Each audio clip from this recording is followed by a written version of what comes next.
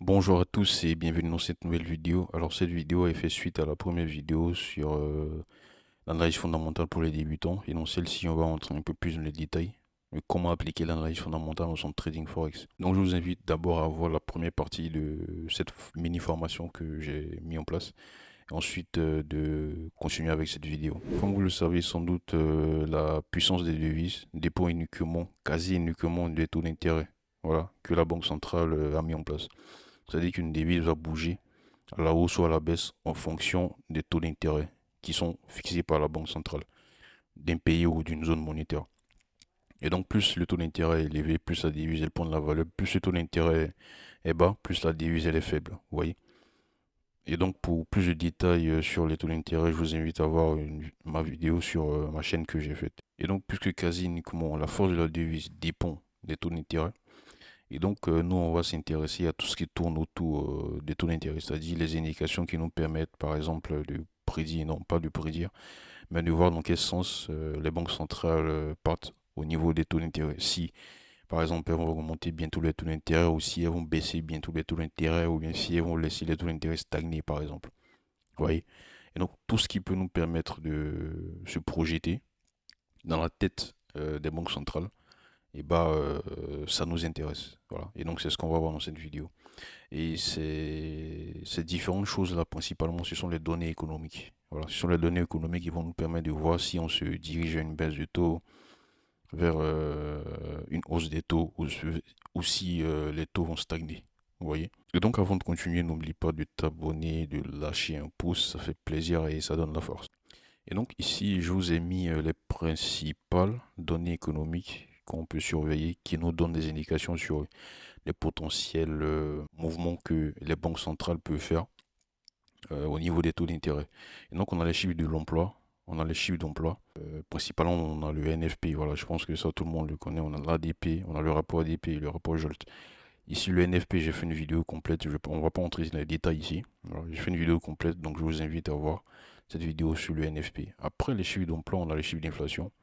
Chiffres d'inflation, les éléments qui nous permettent de mesurer l'inflation. On a l'IPC, l'indice des prix à la consommation, et l'indice PCO pour la Fed. En fait, l'IPC, c'est mondial, c'est partout. On a l'IPC partout, que ce soit aux États-Unis, en Europe, etc. Et le PCE, c'est la mesure préférée de la Fed. C'est-à-dire que ce sont des méthodes de calcul différentes, l'IPC et le PCE. Donc la Fed préfère regarder le PCE que l'IPC. Mais ça ne veut pas dire que l'IPC n'est pas important. Non.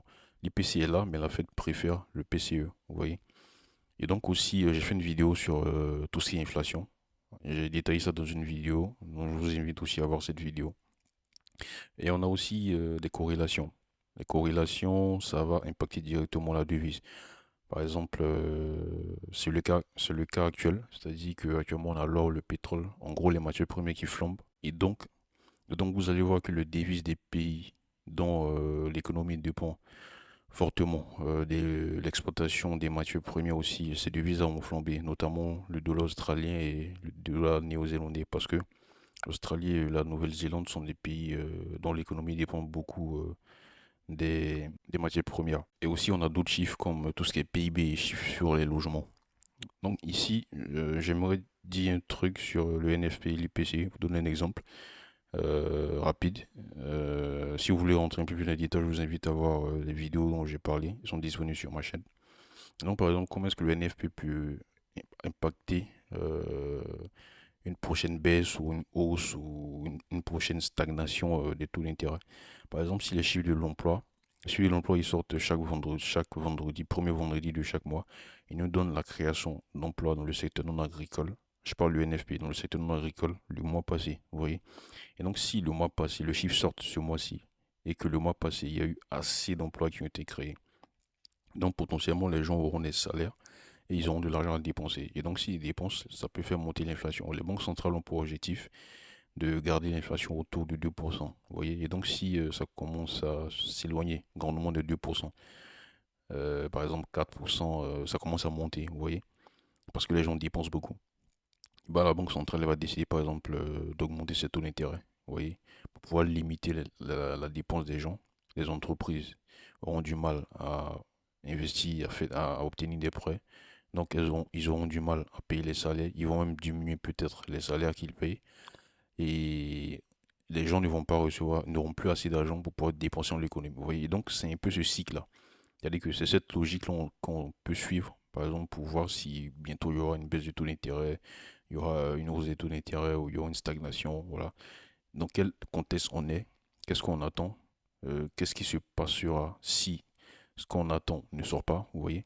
Donc c'est dans cette logique-là qu'il faut être pour pouvoir ensuite faire ses projections, se mettre dans la tête de la Fed, de la Banque centrale, pour se projeter sur les taux d'intérêt. Voilà. Et donc on passe tout de suite sur le cas pratique de mon trade sur l'USDN.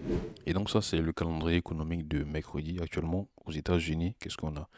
Le contexte actuellement américain, c'est que l'année passée, on a les taux d'intérêt actuellement aux États-Unis sont à 5,5%, ils sont très hauts, vous voyez. Et donc la Banque centrale a décidé cette année, elle a annoncé l'année passée que cette année il y aura 6 baisses de taux, c'est-à-dire qu'on va baisser ces taux d'intérêt là graduellement, doucement, doucement, vous voyez. Et donc qu'est-ce que la Banque centrale va faire? Qu'est-ce qu'elle va attendre? C'est quoi le signe, le départ qui lui permettra par exemple de commencer à baisser les taux d'intérêt? Et bah ce sont les chiffres de l'emploi. Voilà, si l'emploi se dégrade, parce que si les taux sont élevés, c'est pour faire baisser l'inflation, vous voyez.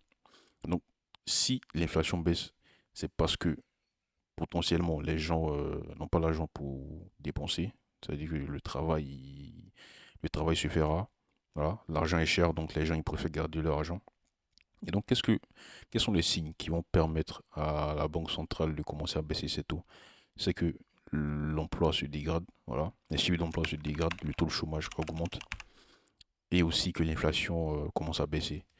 Mais ici, comme vous voyez ici c'est l'IPC, la variation annuelle de l'IPC pour le mois de mars. Le premier en haut, ici, le premier ici, Core Inflation. Ici, on attendait en février, on était à 3,8%. On s'attendait sur mois-ci à une baisse de 3,7%, mais on est sorti à 3,8%. Ça veut dire que depuis février, il n'y a pas eu d'amélioration. L'inflation stagne, vous voyez. Et donc ça, c'est un mauvais signe pour commencer à baisser les taux. Vous voyez, comme je l'ai dit l'année passée, la Banque centrale a prévu de faire 6 baisses de taux cette année. Et là, on est en avril, il n'y a même pas une première baisse de taux. Vous voyez, parce que l'économie est toujours résiliente. Les gens consomment toujours. Du coup, l'inflation, il stagne. Tu vois. Il ne descend pas assez rapidement. Il stagne. Et donc, ici aussi, par exemple, l'inflation rate, ça, c'est l'inflation, c'est l'IPC avec les éléments volatiles.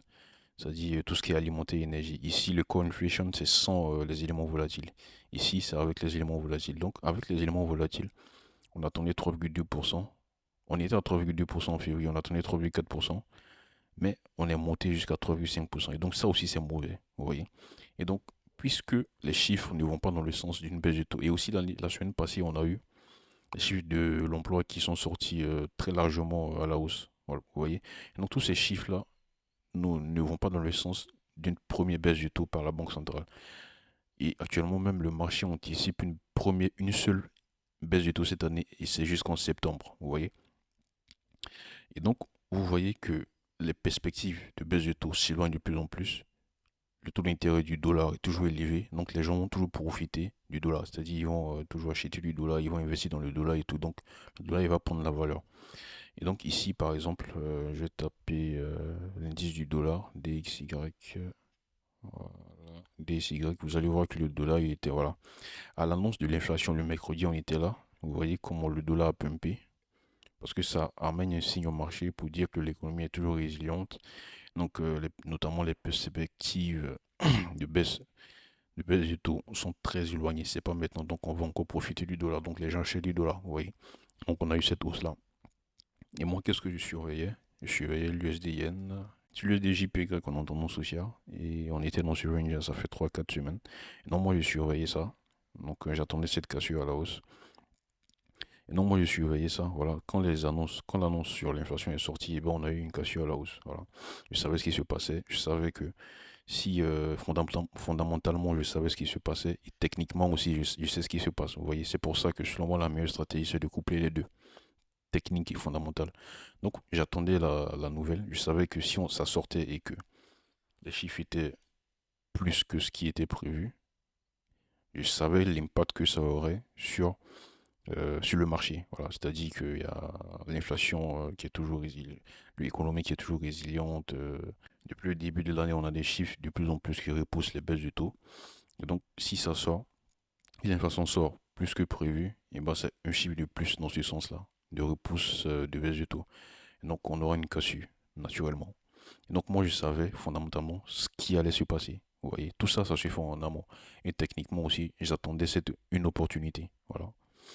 Et donc, on a cassé cette résistance-là. Donc, moi, je suis entré ici, à peu près là, je crois. Voilà. Euh, avec un SL ici.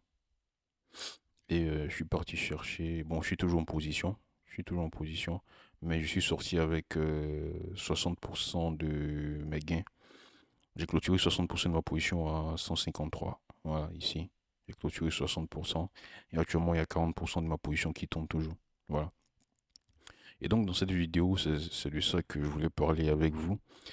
C'est que pour les devises, tout tourne autour des taux d'intérêt. Donc, on va s'intéresser à qu'est-ce qui peut influencer notamment une baisse, une hausse ou une stagnation des taux d'intérêt. On va s'intéresser à tout ce qui peut influencer les banques centrales pour agir sur les taux d'intérêt. Donc, notamment, ce sont les chiffres, les différents chiffres que j'ai cités ici. Voilà, chiffre d'emploi, chiffre d'inflation.